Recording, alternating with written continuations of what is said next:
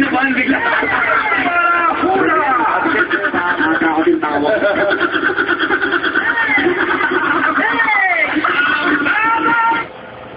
Yeah, pati, ito na naman ang tambala na muling mabubulabog sa inyo ngayong umaga!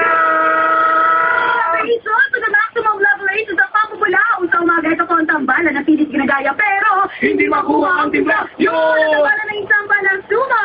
At ang isang balahura! Na binubad ang sugam si Chris! Super!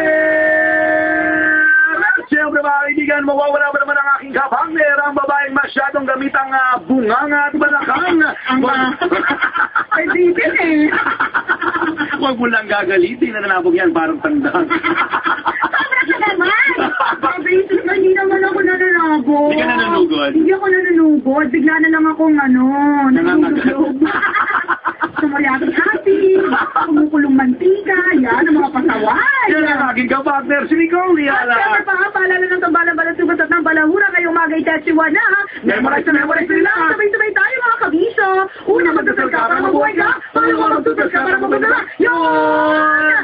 Magandang morning sa lahat ng mga kabiso natin bumabiyahe ng gives na oras. Lahat ng mga safety drivers na nakatuto ngayon. Maraming salamat po. Patuloy din po kami ginagawang ritual sa umaga. Oo, kasi takti kahapon si Kuya Norvin talaga namang adik na adik sa tambalan. Lord, thank you very much. May matay halos kahapon. Ay, talaga, masarap maging adik sa tambalan. Talaga, may matay halos. Pag wala ka man lang binigay, magkikitse. Oo nga.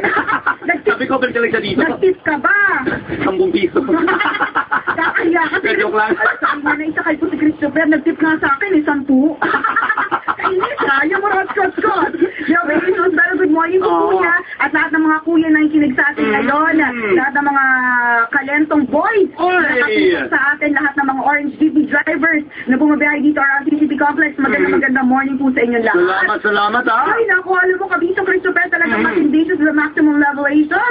Ang mga eksena ng mga kabiso natin ngayong umagang itin. Nakikita na naman ang mga problema ng mga katauhan ha. Magandang morning, Nicole Yala and Chris Super. Ako po yung nag-text sa inyo last Thursday na nahuli akes ng Subatembang Meso, nagpapasok ng 3 menso na naka-body bomb.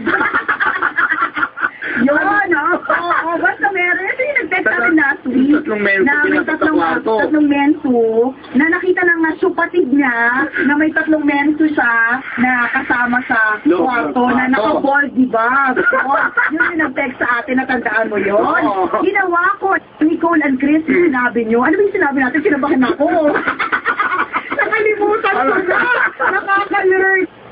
Hey, naipaling daw ko yung 3 menso kay Mother Lily. Nakatawa talaga ko sa atong bakluso ay Tesiwa. Alam nyo, ginawa sa akin, Binogs Award Akyat Siwa. Sabi, sumayas kina Detalyabo. Ano daw? Eto ba, kabiso na sa akin? Detalyabo? Binogs Award at masakit na salita. Sabi, sumayas ka na Detalyabo. Musicals ko knowing. Ano daw? Patingin pala si Mother Lily. Ay, nakakalurkay talaga. Ang supal na mukha. Gusto kong sabihin sa aking supatembang na Mother Lily na andito ako ngayon sa boyfriend ko, lumayas kesa madagdagan yung Bogs Award. Tama po ba, Nicole and Chris, ang ginawa kong maglayas? Yan. Sana mo ba natin? Kabiso pa na maglayas ka? Hindi natin sinabi na maglayas ka. Pero hindi ko rin matanda yung mga sinabi natin ng panong yun. Ito yung sinabi niya, di ba sabi natin na paligawan. Ligawan niyang 3 menso na yan, ang Mother Lily mo. Kasi Mother Lily kulang lang sa sima-sima. Sa bagay, kulang sa lalaki, gano'n. Oo, kulang sa lalaki sa madaling sila. Kaya lagi mainit ang ulo. Diba? Kaya ano, naging kinalabasan. Binogs Award sa Chris. Ang kanyang supatembang. Witchicals.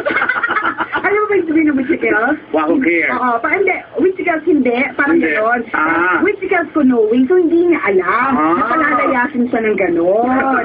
No, Witchicals, diba? Kaya lumayas na nga naman siya. Pumunta sa boyfriend niya. At gusto niya nga magbigay ng message sa kanyang supatembang na Mother Lily. Ano ang mensahe niya? Sabi niya nga na nandun daw siya sa boyfriend niya. Kasi ayaw niya daw makareceive ng mga Bombs Awards. Kalor ka na talaga kabisa magsalita. Alam mo. Anong galaw pa nang galing yan? Siguro hindi kasi natin alam kung ano ang edades ng kabisa nating itesyo. At saka ang tunay na dahilan, bakit nga ba, yun lang ba talaga ang natatanggal? Bakit siya lumayas? O pinalayas? Pinalayas siya kasi nga Sa mensu. sa tatlong mensu na naka-baldy bomb sa kwarto na nahuli ng kanyang supatid. Diba? So, alam mo kabisa Christopher, sa tingin ko nasa tamang edad ka naman at may pera ka naman. May kaya kang patunayan. May kaya kang patunayan. Siguro okay lang kung hindi mo responsibilidad ang nanay mo. Yan. Sabihin, hindi ikaw yung nagpapakain, hindi ikaw yung nag-aalaga. Handa ka nang mamuhay ng independent. At yung mapamilya mo rin, handa na rin mabuhay ng wala ka. Yan. Kasi, sakit ang ulo ko lang naman talaga sa bahay nyo eh. Kasi isipin mo, diba, araw-araw nang ginawa ng Diyos, matatakot ka sa supatid mo na makikita na naka-baldy bombs ang tatlong mentos sa kwarto mo.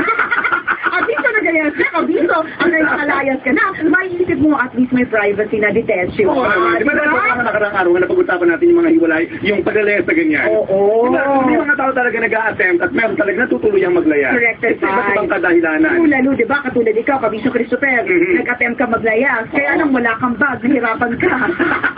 Habang naglalakad ka palabas, nahuhulog yung mga damit mo, bumalik ka rin kasi wala kang bag. Yung mga sako sa inyo hindi available. Lahat may lamang ipa, di ba? Pero alam mo kung talaga nga, sa puso mo, sa tingin mo, kailangan mo na ng privacy, kasi ganyan ang takbo ng buhay mo. At hindi naman na maiintindihan sa lahat ng oras ng mga kapatid mo na okay lang at normal na magkaroon ng mga ubad na lalaki at tatlong baldy bombs, di ba, dyan sa kwarto mo. Diba? Pero kahit pa paano matindi siya sa influensya ka sa kapatid mo. Kasi kuya ka ay ate, hindi ko intindihan.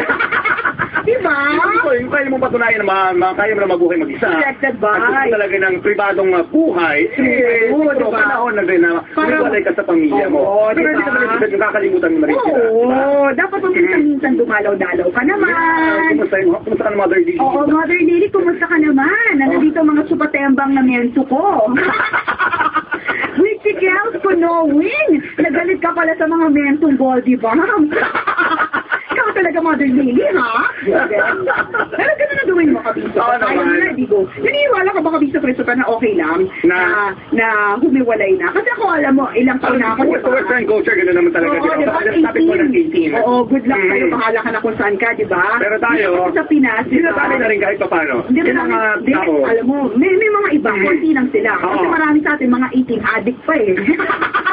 Pala mo nito ng mga ulam. Diba? Hindi pa alam kung anong direksyon sa buhay, diba? Pero kasi ako kadalasan, tinatanong ako if I live with my parents, lagi at this age. Gusto mo pa? Oo naman, Kabiso Christopher. Kailan ka dapat umiwalay sa tingin mo? Kapag meron ng lalaking handang magsubahay ka. Ibahay ako. Ay, hindi. Handa akong imansyon.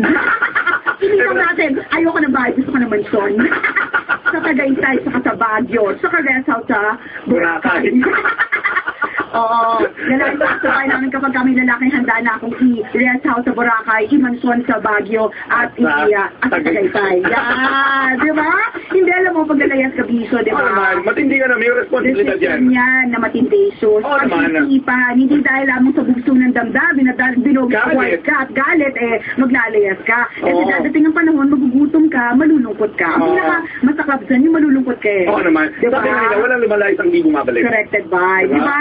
Hanapin mo rin yung pamilya. Katulad ni Chris, maitim na tupa, di ba? Babalik ka rin sa Diyos, Chris. Naniniwalat na nanalig ako dyan.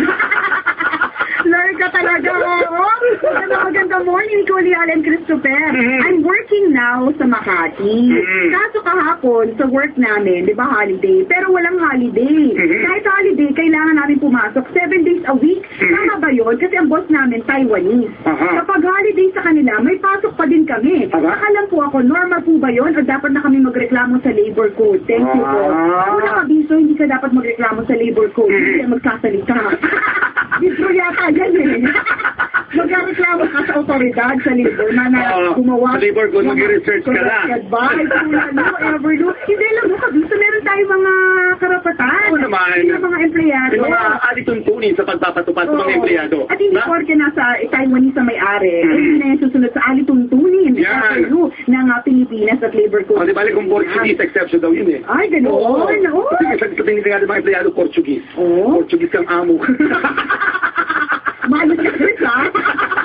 O, ito pero alam alam mo, seriously, di ba? Lalong-lalo na, ano ka ba? Nasa bansa mo ikaw. Oo. Kapiling ka ba ng Taiwanese na hindi nga yung Pinoy? Di ba? Ano karapatan mo dito ka naninirahan eh? Correct, di ba?